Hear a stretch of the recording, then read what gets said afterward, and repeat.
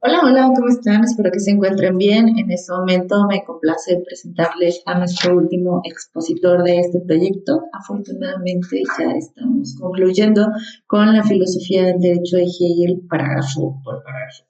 En este momento estoy muy contenta y me complace presentarles a Simón Farinella, quien es doctor en filosofía por la Universidad Digli Studio di Firenze. Sus temas de investigación son metafísica, epistemología e historia de la filosofía occidental. Entre sus publicaciones se encuentran Más allá de los límites del pensamiento representacional de Hegel a Jacob Boehme durante el periodo de Jena, publicado en el 2022 en la revista Die Historia de la Filosofía. Y también La sustancia de la libertad, influencia de Spinoza en la filosofía política de Hegel, publicada en el 2019 en el Hegel Jahrbuch.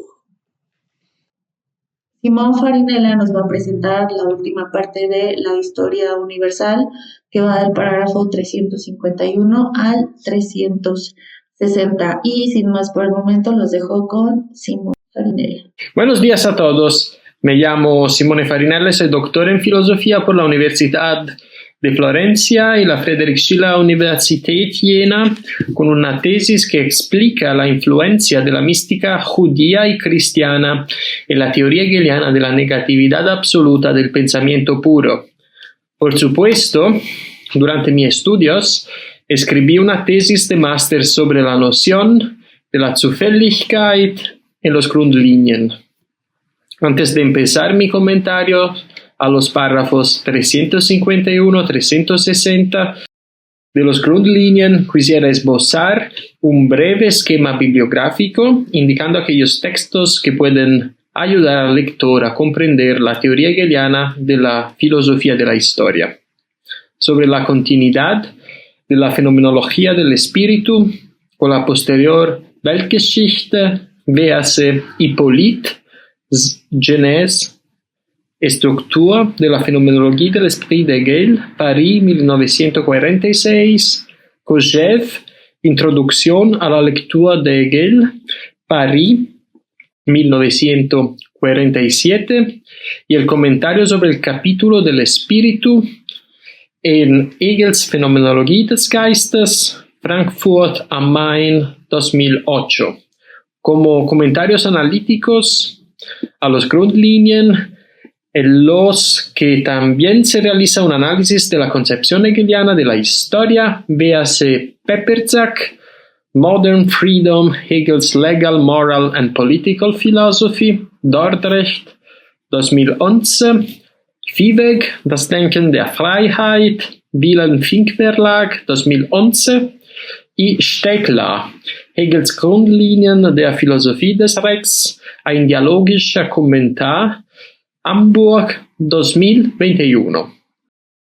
De Adrian Peperzak véase también Spekulation und Erfahrung, Texte und Untersuchungen zum deutschen Idealismus, Stuttgart, 1987, y en línea con el trabajo de Peperzak, véase también Oesle, el sistema de Hegel, Napoli, 2011. Sobre el significado general de la historia del mundo en Hegel, véase Bodei, La civetta e la talpa, sistema ed epoca in Hegel, Bologna, 2014, Bonacina, Storia universale e filosofia del diritto, Napoli, 1989, y Rojek, Hegels Begriff der Weltgeschichte, eine wissenschaftliche Studie, Berlin-Boston, 2017. Concluida este paréntesis bibliográfico, solo me queda abrir otro paréntesis, esta vez de carácter histórico-filosófico, sobre el tema que trataré en el curso de mi intervención, la Weltgeschichte. Antes de la publicación de los Grundlinien, Hegel había dedicado algunas páginas muy significativas a la filosofía de la historia en los párrafos 448-452 de la Enciclopedia de Heidelberg. A este material hay que añadir los cursos universitarios sobre La filosofía del derecho de 1817, 8, 19, 20 y 21, que profundizan y aclaran temáticamente los escasos apuntes enciclopédicos de 1817. A continuación, paso a realizar un breve análisis de la enciclopedia, complementándolo con pasajes de los citados cursos universitarios. En el párrafo 448, Hegel escribe que el espíritu determinado de un pueblo se desarrolla en el tiempo y se realiza efectivamente. Tener desarrollo y actualidad, Wirklichkeit, en el tiempo significa ser en la historia. En términos generales, la historia de la que Hegel quiere ofrecernos una imagen no es la historia determinada de un pueblo, sino la historia universal del mundo, dentro de la cual tiene lugar la dialéctica de los espíritus particulares de los pueblos. Esta dialéctica restituye tanto las formas particulares a través de las cuales el espíritu se confiere a sí mismo una realidad objetiva, como la forma universal del espíritu, que asume y supera figuraciones, Gestaltungen históricas determinadas en la dinámica del desarrollo, que lo ve como objeto de su actividad y de su propio conocimiento.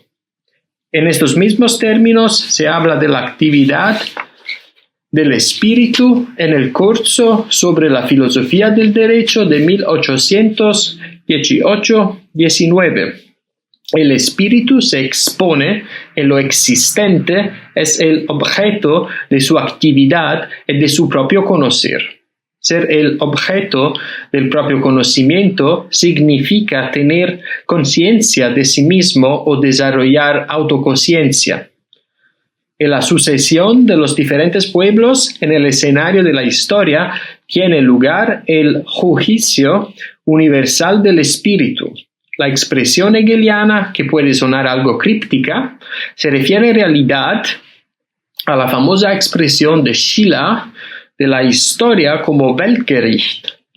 La corte del mundo expresa la progresiva liberación del elemento ético, espiritual, de sus particularidades, el progresivo refinamiento y profundización del espíritu en y para sí mismo, la realización del espíritu en formas objetivas que responden a una noción de libertad concreta que da razón del derecho del individuo a realizarse a partir del conocimiento de la prioridad de una arquitectura institucional que funda ese mismo derecho. Párrafo 289. Ante el tribunal de la historia desfilan los espíritus determinados de los pueblos que realizan una parte limitada de este acto único que interesa el espíritu en su desarrollo objetivo. Interpretar una parte limitada del acto del espíritu significa asumir el espíritu del mundo. Esos pueblos que dan forma a las instancias que el espíritu avanza en el mundo son definidos por Hegel como pueblos históricos mundiales. En comparación con estos pueblos que manifiestan el grado de complejidad y conciencia alcanzando por el espíritu en un momento dado de su desarrollo, los demás pueblos son sin derecho, rechtlos, meros instrumentos funcionales para la consecución de aquellos objetivos determinados que el espíritu, entendido como actividad particular y universal a la vez, alcanza en el proceso histórico. Los objetivos que informan las acciones de un pueblo son obra de los individuos. En el párrafo 451 de la Enciclopedia de Heidelberg, Hegel anticipa la función de los individuos histórico mundial. Motivados por motivos particulares Estos individuos se prestan a la realización de tareas universales perseguidas objetivamente por el espíritu. Es por ello que en la historia asistimos a una inversión de los fines particulares, Umkehrung der besonderen Zwecken, en fines universales, no circunscritos a la arbitrariedad de un individuo, sino inscrito en este acto único que ve como protagonista la actividad formativa del espíritu. Al final de la sección sobre el espíritu objetivo, párrafo 452, Hegel se refiere a un grado de autoconciencia del espíritu liberado del miedo a la muerte. Creo que debemos interpretar las palabras de Hegel de la siguiente manera. Ser objeto de la propia actividad significa darse una figura histórica concreta, a la que corresponde un conocimiento en el que esa forma se refleja, se aprende, se codifica en términos distintos a los del ser histórico. Liberarse del miedo a la muerte abre un espacio de comprensión del espíritu libre de la transitoriedad que caracteriza el espíritu objetivo. La comprensión del espíritu que libera a una figura histórica de su fugacidad y eterniza sus principios y valores es el conocimiento absoluto que se articula en arte, religión y filosofía. Esta impostación de la historia universal, inmediatamente anterior a los Grundlinien, será conservada sustancialmente por Hegel en la posterior filosofía del derecho. Se conserva con algunas modificaciones y adiciones claramente.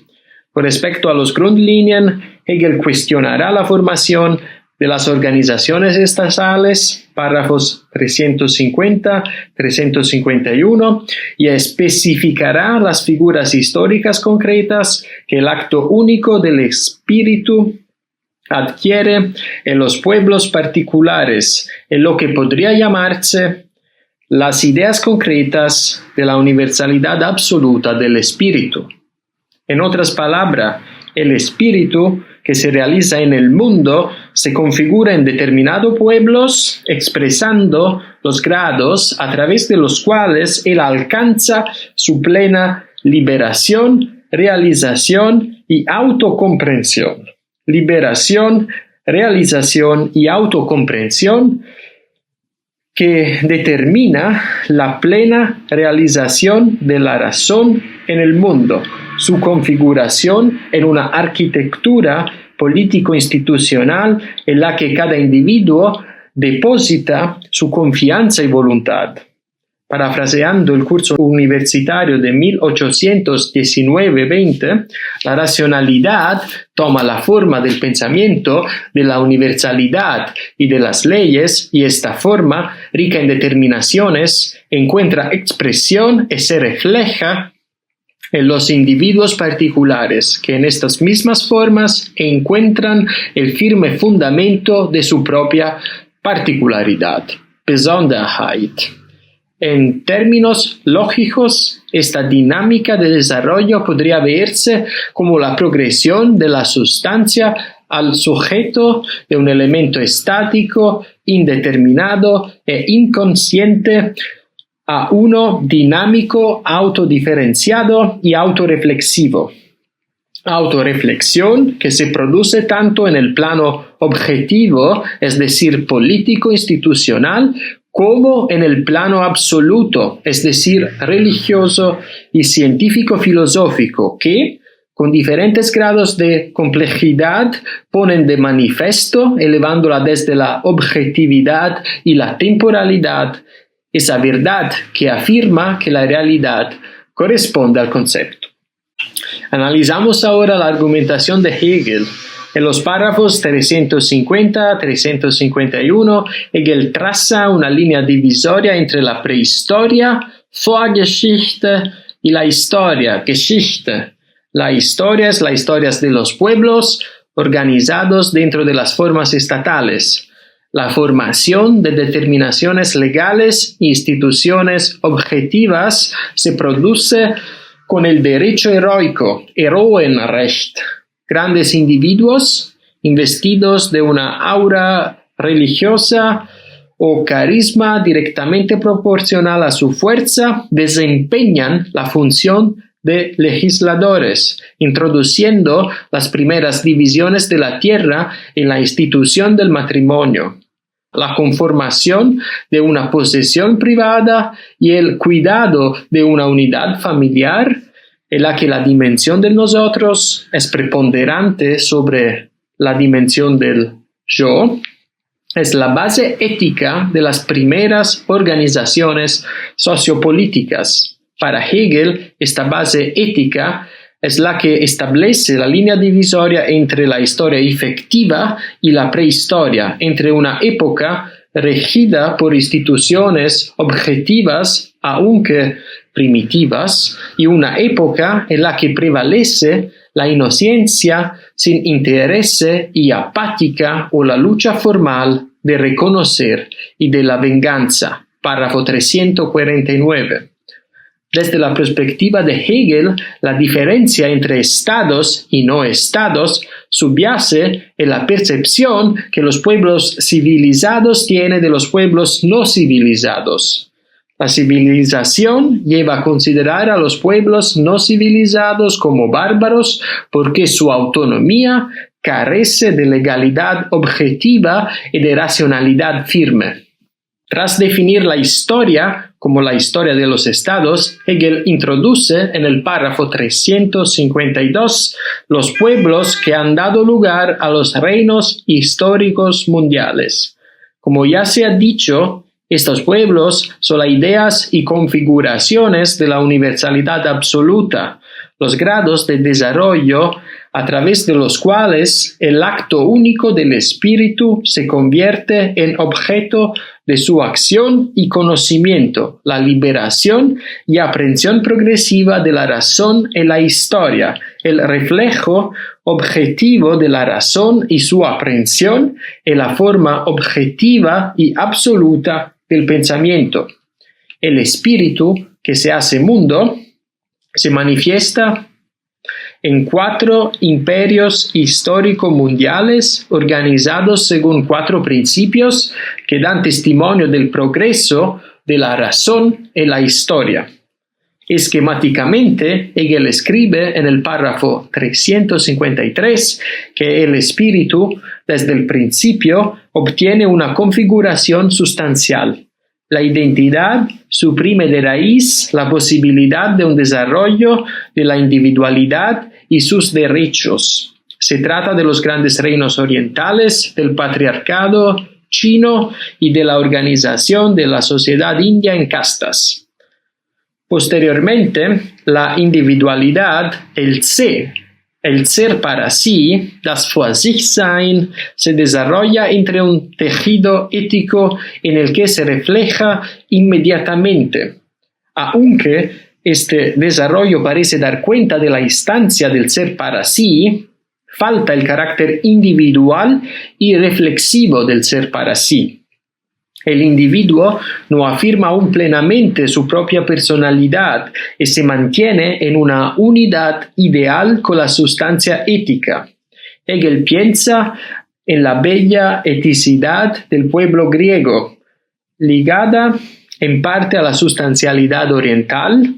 La polis va un paso más allá que los reinos orientales en la medida en que hace emerger la individualidad y la lleva a un reflejo inmediato, no mediado por su propio conocimiento del individuo en la sustancia ética, que lo califica como parte de un todo. Esta falta de profundización del ser para sí es compensada por el tercer reino histórico mundial, Roma. En la República y en el Imperio se produce el reconocimiento formal de la persona. Ser ciudadano significa ser reconocido como persona privada. Este reconocimiento, que hace iguales a todos los que gozan de la condición de ciudadano no tiene en cuenta las diferencias reales y es, por este motivo, de natura formal. La igualdad formal choca con la desigualdad real. Pensamiento y realidad están divididos. La fractura entre pensamiento y ser encuentra una recomposición y una reconciliación en los reinos germánicos, que provocan la reabsorción progresiva del pensamiento dentro de la realidad objetiva. Resumiendo, en los párrafos 353-354, Hegel nos presenta 4 principios: substancialidad oriental, sustancialidad ética, universalidad abstracta y universalidad concreta, a los que corresponden 4 imperios: el oriental, el griego, el romano y el germánico. Ahora solo nos queda ver en detalle el desarrollo de las coordenadas históricas y teóricas proporcionadas por Hegel en los párrafos 353-354. El párrafo 355 está dedicado al Imperio Oriental. Las referencias históricas hegelianas son el Imperio Chino, el Reino Indio y las hordas mongolas.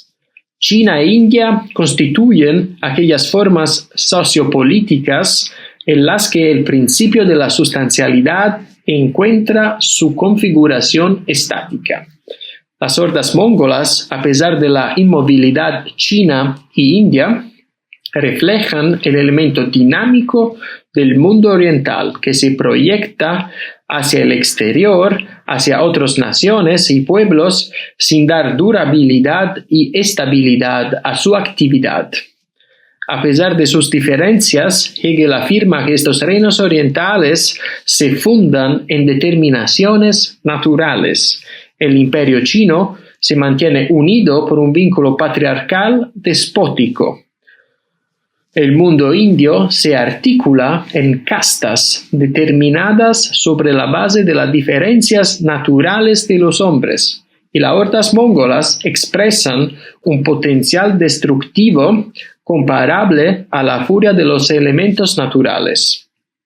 Estos reinos son Naturstaaten, como nos recuerda Hegel en la nota al párrafo 355, y aunque representan una emancipación de la inocencia sin interés y de la lucha formal por el reconocimiento, no superan del todo la vida natural, das Naturleben, de la que, en última instancia, siguen heredados. En el mundo oriental, no solo se confunden la naturaleza y el espíritu. Por ejemplo, el emperador chino es el padre de su pueblo, sino también el mito y la historia, el Estado y la religión, el accidente, el individuo y el orden sociopolítico, la substancia.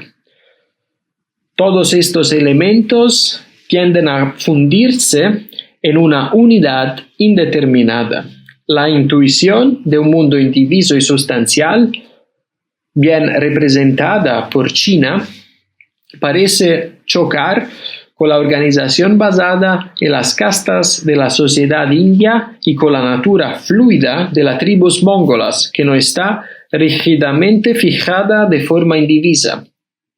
Si se observa más de cerca, Hegel considera que estas configuraciones espirituales son igualmente indeterminadas. En la India existe una articulación social inadecuada, basada en la naturaleza y no en el derecho del individuo a la autodeterminación y a superar sus limitaciones naturales. Los individuos no conocen un desarrollo libre de sus capacidades y talentos porque están a priorísticamente anclados a una determinación natural y a un grupo social. Una división por motivos naturales que desconoce el derecho del individuo a desarrollarse concretamente no es una efectiva división o articulación del tejido ético en sus partes, sino una reconfirmación de un modelo relacional de tipo sustancial. La motilidad de los mongoles, privada de la fuerza de la conservación, es un flujo indistinto, una abstracción que se expande y consume lo que encuentra. La expansión sin contracción determina la incapacidad de darse una forma. Lo que es informe, indeterminado y no articulado es, una vez más, sustancia, entendida como indiferencia, indistinción. El paso del mundo oriental al griego lo prepara Hegel en el párrafo 356. Para que este tránsito de este a oeste se produzca sin una cesura brusca, la visión del mundo griego de Hegel se abre con la dualidad de la ley divina y la ley humana. De un fondo oscuro y misterioso que simboliza los lazos familiares y los valores de la tradición, surge una belleza ética liberada y transfigurada. De la naturaleza, simbolizada por la familia, pasamos a la organización política de las ciudades-estado griegas. No es que los lazos familiares vinculados a la esfera natural deben entenderse de la misma manera que los lazos sobre los que se construyó el imperio chino.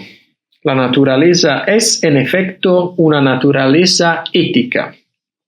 Las relaciones entre los miembros de una misma unidad familiar se liberan de su inmediatez y se elevan a un nivel ético. No se basan en el apetito ni se dirigen a la mera satisfacción de necesidades, sino que se construyen sobre la base duradera del amor, la confianza y la comunión del conjunto de la existencia individual y patrimonial. Este tejido familiar es uno de los términos sobre los que se construye la eticidad griega. El otro elemento que complementa la ley divina es la ley de los hombres, el derecho y la costumbre vigentes en la polis. En el espacio luminoso de la ciudad-estado griega, el individuo encuentra una primera realización. Se identifica con las leyes y costumbres vigentes en su comunidad, y su virtud consiste en ser un buen ciudadano. Párrafo 153. Un buen ciudadano que da sentido a sus acciones adoptando lo que fundamenta las relaciones vigentes en la comunidad. Frente al mundo oriental, donde el individuo quedaba anulado en nombre de un despótico vínculo patriarcal, de una organización social estática y de un movimiento indeterminado, en el mundo griego surge la individualidad personal que encuentra una forma de realización en la polis. Esta realización, sin embargo, no conduce a una afirmación plena y libre de la individualidad personal, que se sitúa en unidad inmediata con las normas de conducta y las costumbres vigentes en el espacio ético determinado de la polis. En un pasaje de la fenomenología del espíritu, Hegel escribe que la guerra tenía la función de reafirmar la prioridad del todo sobre las partes, de la unidad sustancial sobre la libre expresión de sus modificaciones. En tiempos de paz surge un tipo de conducta individualista que lleva a los ciudadanos a anteponerse a sus necesidades a las de la comunidad. La guerra sirve para reforzar la idealidad del individuo y para fundamentar un tipo de ética de rasgos puramente sustantivos. La bella individualidad griega se realiza sublimándose en la sustancia ética. El mundo griego se expresa en una serie de comunidades determinadas distintas y no unificadas dentro de una misma organización política. Aunque hay rasgos recurrentes en el etos griego, las diferencias entre las distintas comunidades impiden atribuirlos a un denominador común. Siguiendo de nuevo la fenomenología del espíritu, podemos decir que la única ocasión en la que se supera la fragmentación política de Grecia es la guerra de Troya. Con vistas a un esfuerzo bélico común, se eliminan las diferencias entre las comunidades individuales y se logra una conducción unificada de un conflicto que simboliza el choque entre oeste y este. Aparte de esta ocasión, el mundo griego se nos presenta como un espacio en el que coexisten comunidades distintas y comunidades distintas que realizan una tipología de convivencia ética sustancial, que idealiza la tensión del individuo para realizar plenamente su propia personalidad. Incluso las decisiones últimas, que pueden influir positivamente o negativamente en la vida de la polis, se delegan en un poder superior, como el oráculo, y no son prerrogativa de un solo individuo. Y de nuevo, con el objetivo de subrayar que falta el desarrollo del valor infinito de la personalidad, Hegel escribe al final del párrafo 356 que el trabajo, actividad de una clase de esclavos, no tiene el valor positivo de la libre realización de la voluntad individual, valor que obtendrá en cambio en el Estado moderno, donde la libertad del sujeto se convertirá en el motor de la modernidad. El paso del mundo griego a romano está implícito en la trama argumental del párrafo 356. La individualidad debe ser reconocida en su autonomía y en su universalidad. El etos griego tramonta precisamente a causa de los impulsos individualistas que lo atraviesan.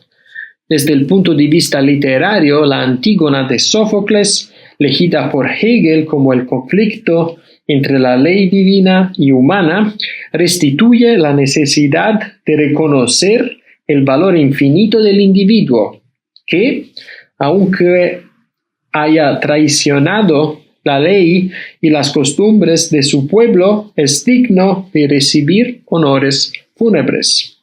Desde un punto de vista histórico y filosófico, Hegel considera la muerte de Sócrates como la última y problemática resistencia del mundo griego al libre desarrollo de la individualidad. Siguiendo su propio daimon, Sócrates se apela a una voz interior y reconoce el valor infinito del ser para sí, sus derechos de frente a su comunidad. Dar muerte a Sócrates significa acallar las reivindicaciones de la libertad individual. El reconocimiento del valor del individuo tiene lugar en el mundo romano. En Roma, todo ciudadano es reconocido como persona jurídica dotada del derecho de la propiedad. Todos los que gozan de la ciudadanía romana obtienen esta forma de reconocimiento. Este reconocimiento, haciendo abstracción de las diferencias reales entre los individuos, es naturalmente de natura formal. Las diferencias se anulan en una forma de pensar que solo pone entre paréntesis las diferencias reales que siguen existiendo fuera del plano de la abstracción jurídica. Para Hegel, toda la historia romana está marcada por la división entre una realidad compuesta y la presunción del pensamiento de disolver las diferencias reales en las abstracciones. la realización de un derecho abstracto válido para todos, sin un reconocimiento efectivo de las particularidades de los beneficiarios de este mismo derecho, encuentra una expresión simbólica en la política religiosa llevada a cabo por el Imperio Romano. En el panteón hay todos los dioses que gozan de un derecho igual, ser reconocidos como dioses sin preservar su particularidad, ser objeto de devoción de un pueblo particular y libre. El hiato entre la dimensión abstracta y real, que lleva a que la particularidad no se identifique con la universalidad abstracta, conduce a la desintegración del tejido sociopolítico. Para frenar el movimiento dirigido a afirmar la autonomía de las realidades particulares incorporadas al imperio, se consolida un poder arbitrario y despótico concentrado en las manos de un solo individuo, el emperador, al que Hegel ya define en la fenomenología del espíritu como el señor del mundo, der Herr der Welt. Obtener un derecho abstracto y no ver reconocida la propia particularidad genera un dolor infinito, ein unendlicher Schmerz, un repliegue en la propia interioridad y un alejamiento del espacio público.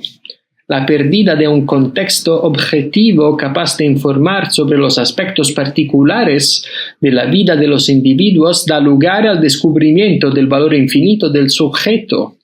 En el párrafo 358, Hegel escribe que este dolor infinito lo había sentido particularmente el pueblo judío, a diferencia del cristianismo, que de la experiencia de este dolor deduce el valor infinito del ser humano. El judaísmo afirma la nulidad del hombre ante un pensado, el Dios de Israel, situado absolutamente más allá del mundo natural y humano.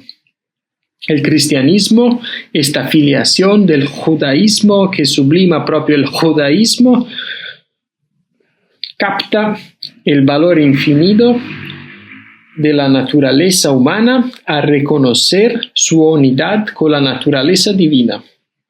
Desde el punto de vista religioso, el cristianismo supera la escisión del mundo romano al introyectar lo universal o lo divino en lo particular o el subjetivo, la superación de la oposición entre pensamiento y realidad, entre objetividad y subjetividad, es realizada plenamente por los pueblos germánicos. Desde Roma somos empujados a Jerusalén y desde Jerusalén regresamos a los territorios y fronteras de Roma, donde los pueblos germánicos ejercen una presión creciente. La caída del Imperio Romano de Oeste y la conversión al cristianismo de los pueblos germánicos condujeron a una nueva fase de la historia mundial, que vio el surgimiento de los reinos romano-bárbaros y la progresiva formación de las monarquías nacionales europeas. En la primera mitad del párrafo 359, Hegel traza las líneas de desarrollo de los pueblos germánicos. El descubrimiento del valor infinito del sujeto hace que los germanos tomen decisiones en base a lo que sienten y piensan. La elección de un líder es el resultado de una elección libre que lleva a los guerreros reunidos en el ring a elegir un individuo capaz de conducirlos en campañas victoriosas. La victoria en guerra y la ocupación de nuevos territorios determinan el reparto del botín de guerra. El líder da tierras a los que lo han seguido en batalla. Los beneficiarios de las nuevas propiedades están vinculados a su benefactor por una relación de lealtad. La lealtad a un señor es la base del sistema feudal, que en última instancia se basa en la arbitrariedad de quienes otorgan, recompensan y disfrutan la benevolencia de su señor. Al basarse en la arbitrariedad y no en determinaciones objetivas, la lealtad y el servicio del vasallo no tienen una base estable, sino que están sujetos a las fluctuaciones de su disposición de ánimo, Gesinnung. Para mantener unidos a quienes le han servido en el pasado, el señor feudal satisface las exigencias de sus vasallos. Concediendo privilegios y derechos especiales, se gana su lealtad en tiempos de paz y de guerra. Las relaciones feudales tienen una dimensión global. No solo implican al soberano y a los nobles más inminentes, sino también a estos mismos nobles y a sus subordinados. No hay ningún principio racional ajeno a la arbitrariedad individual en el que pueden basarse las relaciones de dependencia mutua de la sociedad feudal. Un sistema sociopolítico basado en relaciones completamente arbitrarias, no establecida por la ley y susceptibles de retrataciones periódicas, hace que el mundo feudal sea inestable. Si en el mundo romano un formalismo abstracto había conducido al repliegue interior y al descubrimiento del valor infinito de la subjetividad, ahora en los reinos germánicos un exceso de arbitrariedad y una falta de determinaciones objetivas reactiva la oposición entre realidad y pensamiento, entre subjetividad y objetividad, entre particularidad y universalidad. Un mundo construido sobre tramas completamente arbitrarias y concesiones particulares se contrapone a un mundo intelectual, una esfera de la fe, que no presenta los rasgos inestables de la mundanidad. Lo que Hegel nos presenta es el conflicto entre imperio y papado, entre orden mundano y celeste, entre saber subjetivo y saber objetivo.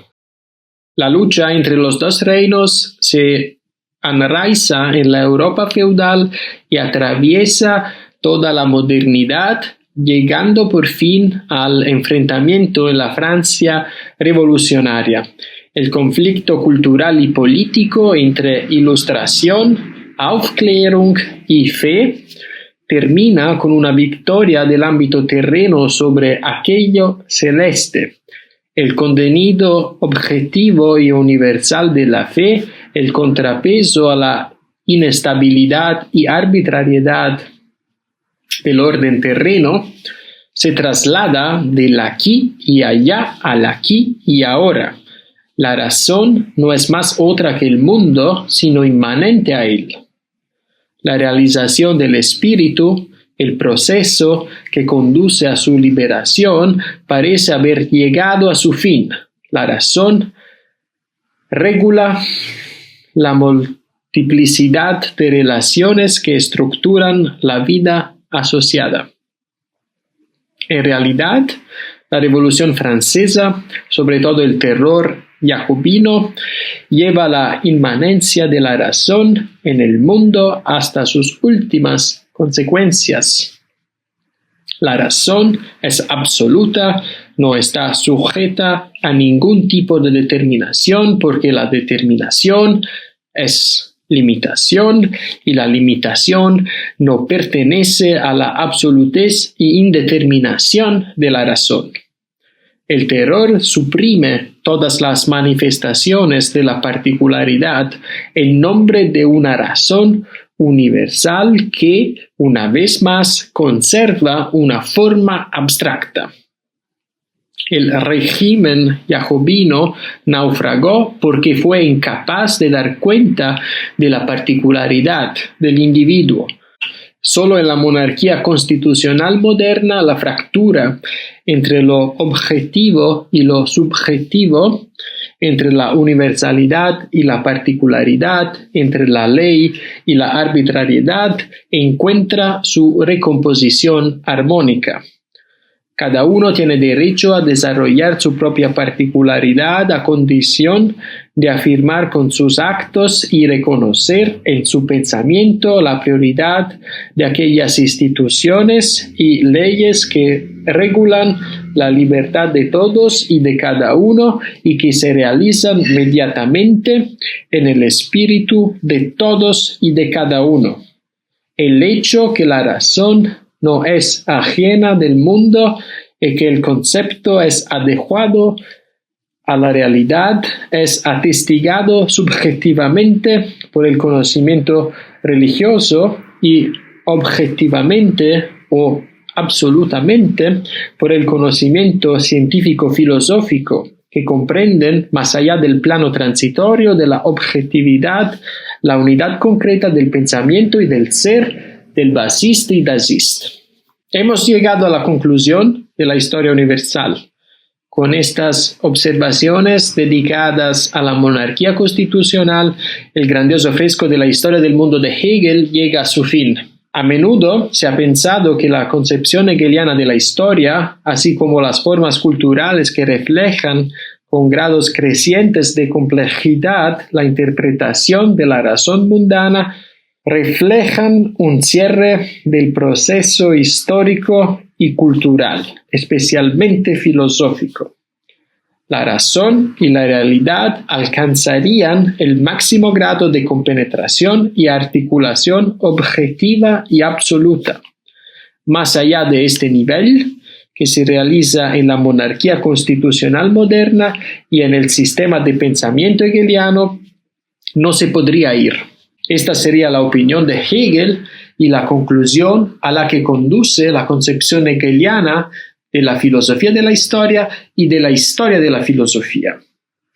En realidad, el pensamiento hegeliano no es en sí mismo cerrado, sino que está abierto. En la objetividad puede ocurrir tanto modificaciones formales de la idea de la libertad presentada en los Grundlinien, piénsase en la atención de Hegel al Reformbill inglés, como modificaciones de contenido que pueden integrarse con la lógica hegeliana o disociarse de ella. Y si estas modificaciones se desvinculan de ella, puede producirse, parafraseando un pasaje de la Differenzschrift, una nueva comprensión del único y verdadero problema de la filosofía, que se renueva en cada época histórica. ¿De qué manera pensamiento y ser son juntos? ¿De qué manera los opuestos pueden ser llevados a una unidad orgánica? ¿De qué manera debe estructurarse la realidad para que sea el espejo de una razón que no renuncia a la riqueza de determinaciones particulares y reales? Muchas gracias por su atención. Agradecemos enormemente la exposición de Simón Farinella, quien nos ha expuesto los últimos párrafos de la historia universal dentro de la filosofía del derecho. Esto tendría que ser básicamente la última parte. Sin embargo, tenemos algunos temas pendientes, entonces los voy a seguir viendo por acá en lo que me van entregando los temas que faltan y yo los iré subiendo y los iré acomodando poco a poco. No se desesperen, ya nos falta un poco menos, solo que decidí subir todo el material que ya tenía a la mano para que el proyecto pudiera avanzar y así concluir este año, pase lo que pase. Ya no importa si relampaguea, si tenemos una tercera guerra mundial, si cualquier cosa, aquí vamos a terminar en algún momento. Este año sí terminamos sí o sí. Entonces, en cuanto me vayan entregando el material que queda pendiente del curso de la filosofía del derecho, yo se los iré subiendo por ahora y lo vamos a dejar hasta aquí. Y espero que estén disfrutando mucho el curso, espero que les esté sirviendo mucho. Si tienen alguna duda, pueden escribirlo en los comentarios. También quisiera que este último video funcione como una convocatoria. Todo este año voy a estar dándole este proyecto, no nada más con los párrafos que faltan, también por ahí hay unas conferencias pendientes respecto a la filosofía del derecho, entonces todavía hay material. Y si ustedes han visto los videos, si he estudiado sobre la filosofía del derecho y quieren participar haciendo alguna exposición, dando otra lectura a algún parágrafo, son bienvenidos, me pueden escribir a mi correo particular, se los dejo en la caja de información.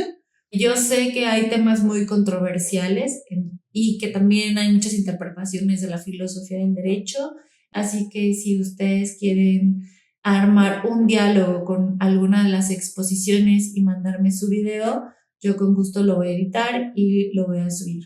Y pues nada, nos vemos hasta la próxima y que estén bien.